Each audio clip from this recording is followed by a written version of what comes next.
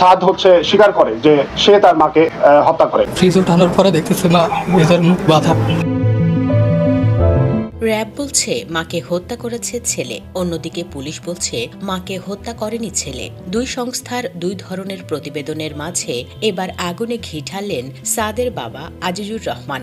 গণমাধ্যমকে সাদের বাবা জানান, গত ১১ নভেম্বর জানাজার পর তাকে ও ছেলে সাদ বিন আজিজুর রহমানকে র‍্যাব তাদের কার্যালয়ে নিয়ে যায়। এরপর সাদকে জিজ্ঞাসাবাদ শুরু করে। তখন তিনি পাশের রুমে বসেছিলেন। এ সময় সাদকে অনেক টর্চার করা হয়। মনে হয় এই কারণেই সাদ তার মাকে হত্যার স্বীকারোক্তি দিয়েছিল। তিনি জানান, স্ত্রীকে হারানোর পরদিনই মাকে হত্যার অভিযোগে ছোট ছেলেকে গ্রেপ্তার করা হয়। একদিনের ব্যবধানে এমন ঘটনায় তিনি মানসিকভাবে ভেঙে পড়েন। কোনোভাবেই মানতে পারছিলেন না তার শান্তশিষ্ট ছেলেটা নিজের মাকে হত্যা করবে। তিনি বারবার চাচ্ছিলেন স্ত্রী সালমা হত্যার আসল রহস্য উদ্ঘাটন হোক। ছেলে সাদের বিষয়ে উপাধ্যক্ষ আজিজুর রহমান আরো বলেন, র‍্যাব যখন সংবাদ সম্মেলন করে জানালো সাদ তার মাকে হত্যার কথা স্বীকার করেছে, তখন তারা খুব অবাক হয়েছেন। এই ঘটনায় ছেলের ও তার ব্যাপক সম্মান ক্ষুণ্ণ হয়েছে। তারা সামাজিকভাবে হেয় হয়েছেন। তার ছেলের মানসিক অবস্থা এখন কি একমাত্র সেই বলতে পারবে।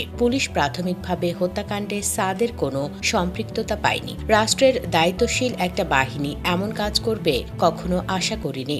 র‍্যাব প্রসঙ্গে একথা বলেন সাদের বাবা। সাদের বাবা বলেন, র‍্যাব এবং পুলিশকে তাদের চাহিদা মতো তথ্য দিয়েছি। আইন শৃঙ্খলা রক্ষাকারী বাহিনীর দুই সংস্থাকেই ভাড়াটিয়া মাবিয়া সুলতানার কথা বারবার বলেছি, কিন্তু র‍্যাব মাবিয়ার বিষয়টি আমলে নেয়নি। তিনি জানান, মাবিয়া নামের ওই নারী ৪ মাস আগে তার বাড়ি ভাড়া নেয়। শুরু থেকেই মাবিয়ার আচরণ সন্দেহজনক ছিল। তার স্ত্রী গত সপ্তাহে বলেছিল ওকে তথা মাবিয়াকে রাখা যাবে না, বের করে দাও। তিনি তখন মাবিয়াকে বাড়ি ছেড়ে দেওয়ার জন্য বলেছিলেন। সে সময় চেয়েছিল। এরই মধ্যে একদিন তার স্ত্রীর সঙ্গে মাবিয়ার ঝগড়া হয়। সে সময় তার স্ত্রী মাবিয়াকে বলেছিলেন, আপনি চলে যান, আপনার ভাড়া দেওয়া লাগবে না।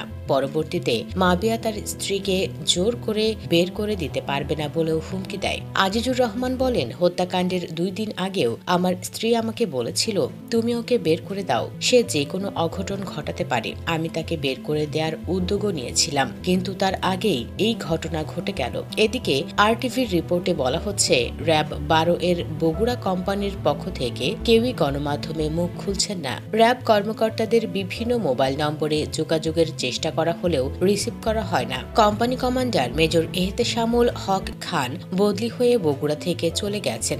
এর আগে গত ১০ নভেম্বর বগুড়া নওগাঁ আঞ্চলিক মহাসড়ক সংলগ্ন আজিজিয়া মঞ্জিল বাড়িতে খুন হন উম্মে সালমা। এই ঘটনায় নিহতের ছোট ছেলে সাদ বিন আজিজুরকে গ্রেপ্তার করা হয়। সে সময় র‍্যাব জানিয়েছিল, বগুড়ার দুপচাচিয়ায় হাত খরচের টাকা নিয়ে বিরোধে ছোট ছেলে সাদ বিন আজিজুর তার মা উম্মে সালমা খাতুনকে শ্বাসরোধে হত্যা করেছে। শুধু তাই নয়, ওড়না দিয়ে হাত পা বেঁধে লাশ বাড়ির ডিপ ফ্রিজে রাখে। তবে শুক্রবার ১৫ নভেম্বর পুলিশ দাবি করেছে, ছেলে নয় উম্মে সালমা খাতুনকে হত্যার পর মরদেহ ফ্রিজে রাখেন বাড়ির ভাড়াটিয়া।